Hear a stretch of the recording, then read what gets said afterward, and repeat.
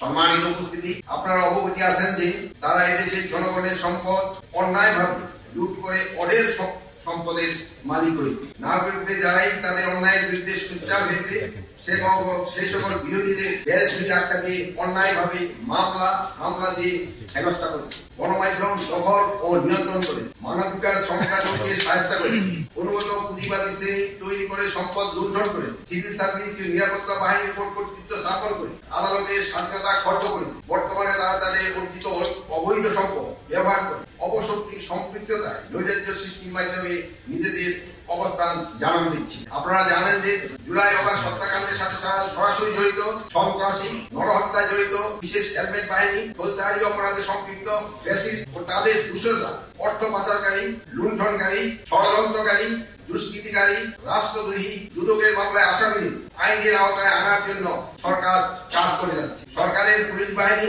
Rapid action battalion, সশস্ত্র বাহিনীর সদস্যরা আইনি প্রক্রিয়া এই সকল অপরাধীকে উল্লেখিত পরিমাণ গ্রেপ্তার করে। এই প্রক্রিয়া অব্যাহত রয়েছে। সারা দেশে অস্থিরতা সৃষ্টির অপতৎপরতা তাদের সহযোগীদের আইনের আওতায় আনার লক্ষ্যে স্বরাষ্ট্র মন্ত্রণালয়ের আওতায় আইন শৃঙ্খলা রক্ষাকারী বাহিনী নিয়োজিত বাহিনী সমূহের সমন্বয়ে গত 8 ফেব্রুয়ারি 2025 তারিখ হতে অপারেশন ডেভিল হান্ট অভিযান পরিচালনা শুরু হচ্ছে। স্বরাষ্ট্র মন্ত্রণালয় হতে সারা দেশে অভিযান সংশ্লিষ্টতে সামগ্রিক কার্যক্রম তদারকি করা হবে এবং স্বরাষ্ট্র মন্ত্রণালয়ের অধীনে স্থাপিত জয়েন্ট অপারেশন সেন্টারের মাধ্যমে অপারেশন ডেভিল হান্টের সার্বিক কার্যক্রম সমন্বয় করা এবং মেট্রোপলিটন এলাকায় মেট্রোপলিটন পুলিশ কমিশনার এবং জেলা পর্যায়ে বিজ্ঞ জেলা ম্যাজিস্ট্রেট এসপি এই অভিযান পরিচালনায় সমন্বয় করবে। সিএমএম আদালত, এমএম আদালত, সিজিএম আদালত, জেলা ও দায়রা জজ আদালতের বিজ্ঞ বিচারক, জেলা ম্যাজিস্ট্রেট, স্পেশাল আদালতের বিচারকগণ, আদালতের সরকার পক্ষের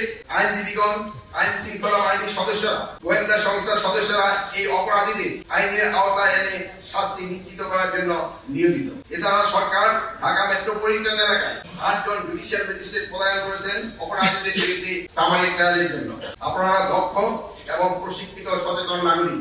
আপনাদের দেশের জনগণ, সরকার এবং নিজ নিজ দায়িত্বের প্রতি জবাবদিহিতা, দায়বদ্ধতা এবং কমিটমেন্ট রয়েছে। সুশাসন প্রতিষ্ঠায় আপনাদের অতন্ত্র প্রহরীর ন্যায় ভূমিকা পালন করা দরকার। আমরা কোনো অপরাধীকে রাস্তায়, বাজারে, মাঠে, ময়দানে, রাজপথে দেখতে চাই না। প্রত্যেক অপরাধীকে আইনের আওতায় আনতে হবে, তাদের বিচার নিশ্চিত করতে হবে। আমি আইন শৃঙ্খলা বাহিনীকে আরো তৎপর হতে বলবো।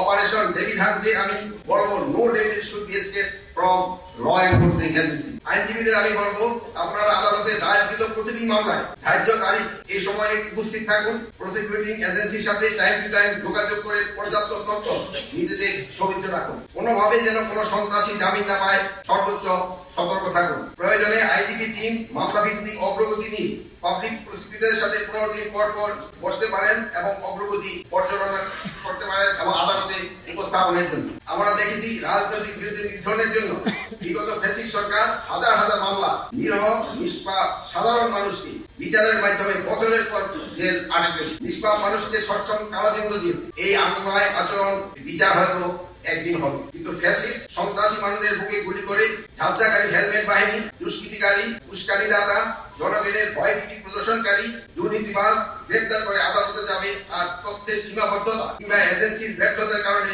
জামিন হয়ে পুনরায় অপরাধে জড়িত করবে, এটা কোনোভাবেই কাম্য নয়। আমি বিশ্বাস করি দেশের শান্তি শৃঙ্খলা বজায় রাখার লক্ষ্যে আইনি কাঠামোর মাধ্যমে বিজ্ঞ বিচারক বিভাগ এবং দক্ষ পুলিশ, বিজ্ঞ আইনজীবীদের আন্তঃসমন্বয় প্রক্রিয়ায় সন্ত্রাসীদের মূলোৎপাদন করা সম্ভব। পরিশেষে আজকে এই ওয়ার্কশপে সাফল্য কামনা করে আমার বক্তব্য শেষ করছি।